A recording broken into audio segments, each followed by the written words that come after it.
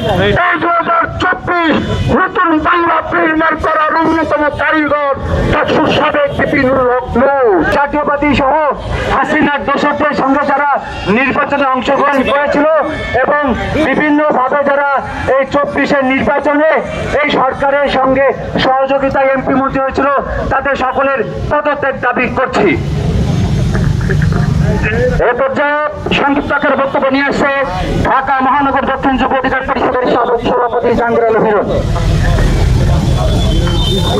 আসসালামু আলাইকুম প্রিয় দেশবাসী, আপনারা উপলব্ধি করতে পেরেছেন এই নতুন বাংলা গড়ার কারিগর 18 পুনঃসংস্কার আন্দোলন থেকে গড়ে ওঠা নেতৃত্ব 2024-এর অন্যতম মাস্টার মাইন্ড, এই 2024 নতুন বাংলা নির্মাণ করার অন্যতম কারিগর ডাক্তার সাবেক বিপিন হক নূর। হামলা করেছে, এই হামলার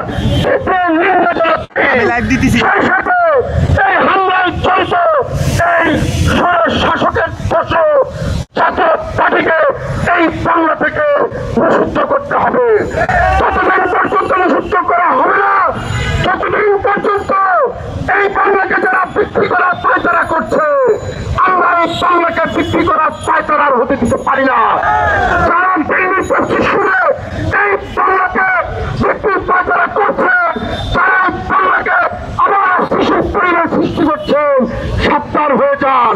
গণধিকার পরিষদের নেতৃত্বে 64 অঞ্চলের সংগ্রাম করে আমরা প্রতিবাদ জানাবো।